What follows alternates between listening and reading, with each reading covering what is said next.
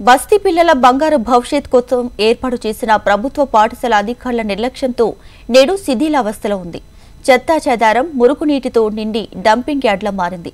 Private స్కూళ్లలో చేర్పించే స్తోమతి లేక తమ పిల్లలను చదివించలేక బస్తీ వాసులు ఆవేదన వ్యక్తం చేస్తున్నారు. ఇంతకీ ఈ పాఠశాల ఎక్కడుంది, ఎలా ఉందో ఇప్పుడు చూద్దాం.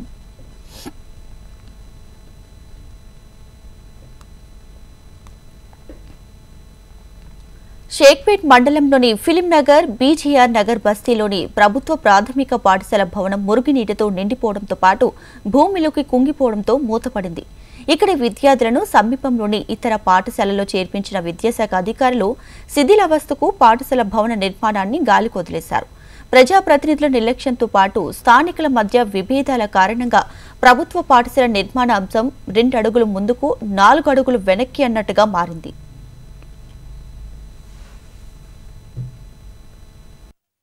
చిన్నప్పుడు నేను ఈ స్కూల్లో చదువుకుంటున్నా. అప్పట్లో కరోనా వచ్చి ఈ మొత్తం నీళ్ళు వాన వచ్చి మొత్తం మునిగిపోయింది. అందరు మట్టేసిండు, మొత్తం ఈ నెలకి వచ్చేసింది, మొత్తం మునిగిపోయింది అంతా. అందుకే మట్టి పోసిండేది. ఎవరు అడగలేదు ఇంతవరకు, ఎవరు లీడర్ లేరు ఇక్కడ, ఎవరు అడగలేదు. కేసీఆర్ వచ్చినప్పుడు మంచిగానే ఉండే, ఆయన చూసుకున్నాడు. బీజేపీ వాళ్ళు కూడా చూసుకున్నాడు. చింతల రామచంద్ర రెడ్డి అని పిల్లలకు సైకిళ్ళు ఇచ్చేది, బ్యాగులు ఇచ్చేది, బూట్లు ఇచ్చేది. 5 వరకే ఉంది ఇది. 5 చాలా మంది ఉన్నారు అప్పుడు. 200 మందికి ఎక్కువనే ఉన్నారు అంటున్నారు. అనటోళ్ళు మరి కిరాయిలకు ఉన్నటోళ్ళు అనరా బాబు, కిరాయి కట్టుకోవాలి, పిల్లల ఫీజు కట్టుకోవాలి, అందరూ ప్రైవేట్లలో వేసుకొని గడుపుకుంటున్నారు. గతంలో ఈ ప్రభుత్వ పాఠశాలలో సుమారు 200 మందికి పైగా విద్యార్థులు చదువుకునేవారు. అయితే ఈ పాఠశాల నిరుపయోగంగా మారటంతో ఇక్కడి విద్యార్థుల్లో కొంతమంది సమీపంలోని మహాత్మాగాంధీ నగర్ బస్తీలోని ప్రాథమిక పాఠశాలలో చేరగా మరికొంతమంది ప్రైవేట్ స్కూళ్లలో చదువుతున్నారు. అయితే అందరికీ ప్రైవేటు స్కూళ్లలో చేర్పించే స్తోమత ఉండదు. బస్తీలో ఇండ్లకు కిరాయిలు కట్టడానికే కష్టాలు పడే బస్తీ ప్రజలు తమ పిల్లల స్కూల్ ఫీజు ఎలా కట్టగలమని ఆవేదన వ్యక్తం చేస్తున్నారు స్థానికులు. అప్పట్లో బాగానే ఉందండి. అందరూ చెత్త మట్టి అంతా వేసి వర్షం వచ్చినప్పుడు నీళ్ళన్నీ డౌన్కి వచ్చి అది మొత్తం గలీజ్ అయిపోయి మొత్తం మూత పడిపోయింది. 1 ఇయర్ అయిపోతున్నట్టుంది. బాగానే ఉండే, ఒక 200-300 వరకు ఉండేది. పిల్లలు బాగుండే, లంచ్ గిట్ట బాగానే పెడుతుంది. ఇప్పుడు మొత్తం వర్షం వచ్చినాయని అప్పటి నుంచి బంద్ అయిపోయింది. మొత్తం స్కూల్లో మొత్తం నీళ్ళు జామ్ అయిపోతుండే. ఇంకా దానివల్ల స్కూల్లో పిల్లలు ఎవరు రాలేదు. ఇంకా అట్లా అనేసి ఇంకా మొత్తం మూత పడిపోయింది. ఇంకా మొత్తం చెత్త గిత్త మట్టి అంతా వేసేస్తారు. బాగానే ఉంటుందండి. ఇక్కడ బీద వాళ్ళ పిల్లలు ఉంటారు కదండి, మా లాంటి లేబర్ పిల్లలు, వాళ్ళని జాయిన్ చేయడానికి బాగానే ఉంటుంది. మంచిగా చేస్తే, రిపేర్ చేస్తే, అంత మంచిగా చేస్తే పిల్లలు వెళ్తారు కదండి అందరూ. అధికారులు వస్తున్నారు, చూసిపోతున్నారే కానీ ఎవరు పట్టించుకునే వారే కరువయ్యారు. ప్రభుత్వాలు మారినా తమ బస్తీలోని ప్రభుత్వ పాఠశాల పరిస్థితి మాత్రం మారడం లేదని, కనీసం ఇప్పటికైనా బీజీఆర్ నగర్ బస్తీ ప్రభుత్వ పాఠశాల పరిస్థితిని మార్చాలని స్థానికులు కోరుతున్నారు. చాలా చోట్ల అద్దె భవనాల్లో ప్రభుత్వ పాఠశాలను నిర్వహిస్తున్న విద్యాశాఖ ఇలాంటి భవనాలను నిర్లక్ష్యంగా వదిలేయడంపై సర్వత్రా విమర్శలు వ్యక్తమవుతున్నాయి.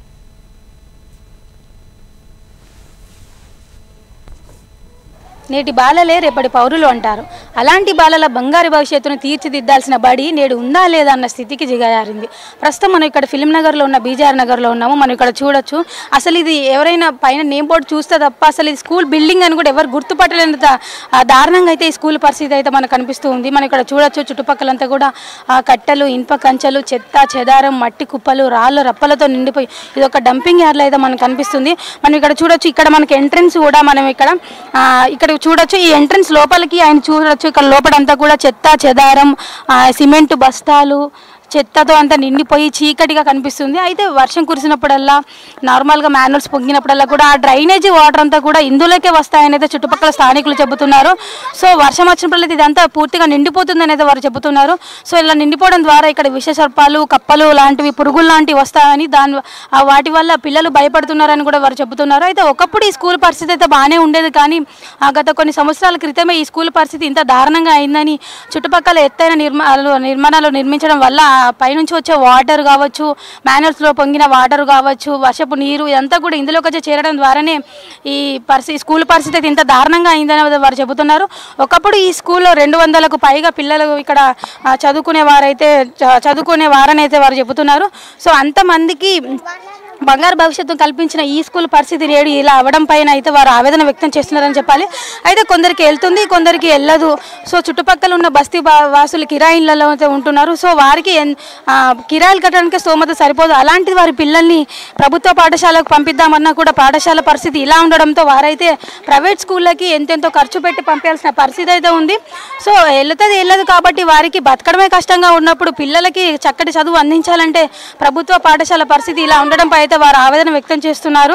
మనం ఇక్కడ చూడొచ్చు, ఒకప్పుడు ఇక్కడ చదువుకున్న పిల్లలే వీళ్ళంతా. ఒకప్పుడు ఇక్కడ ఫస్ట్ క్లాస్ వరకు చదువుకొని కూడా స్కూల్ పరిస్థితి ఇలా ఉండడంతో ప్రజెంట్ అయితే వీళ్ళంతా ప్రైవేట్ స్కూల్కి వెళ్తున్నట్టుగా అయితే వారు చెబుతున్నారు. మనం ఇక్కడ నుంచి చూడొచ్చు స్కూల్ లోపల ఆవరణ కూడా మనం అసలు ఎలా ఉంది లోపల అని ఇక్కడ నుంచి చూడొచ్చు. ఒక ఇండియా మ్యాప్ అయితే మనకు కనిపిస్తుంది. అంటే మనం అర్థం చేసుకోవచ్చు లోపల బెంచెస్ ఇవన్నీ కూడా ఒకప్పుడు స్కూల్ ఎంత బాగుండేది అని. ఒకప్పుడు అలాంటి అంత మంచిగా ఉన్న స్కూల్ పరిస్థితి నేడు ఎలా ఉంది, లోపలంతా కూడా ఇరిగిపోయిన కుర్చీలు బెంచీలతో అయితే మనకు కనిపిస్తుంది. అక్కడ చూడొచ్చు గోడలకి టేబుల్స్, ఇండియా మ్యాప్, ఆల్ఫాబెట్స్, వాళ్ళు ఎంత చక్కగా ఉంది అసలు లోపల స్కూల్ పరిస్థితి. అలాంటిది ఇప్పుడు కుంగిపోయి ఇలా అవ్వడం అయితే నిజంగా బాధాకరమైన విషయం అని చెప్పాలి. అయితే ఇప్పటికైనా అధికారులు స్పందించి గాలికి వదిలేయకుండా పిల్లల బంగారు భవిష్యత్తు నిలిపించే పాఠశాలని పట్టించుకోవాలని, మళ్ళీ తిరిగి ఈ పాఠశాలను తిరిగి నిర్మించి బస్తీవాసులందరికీ కూడా ఈ బస్తీవాసుల పిల్లలందరినీ కూడా తిరిగి మళ్ళీ ఈ బడికి పంపించే విధంగా ఈ స్కూల్ని తీర్చిదిద్దాలని అయితే స్థానికులు కోరుతున్నారు. వీడియో జర్నలిస్ట్ ఆర్కేతో ప్రియాంక, HM TV, హైదరాబాద్.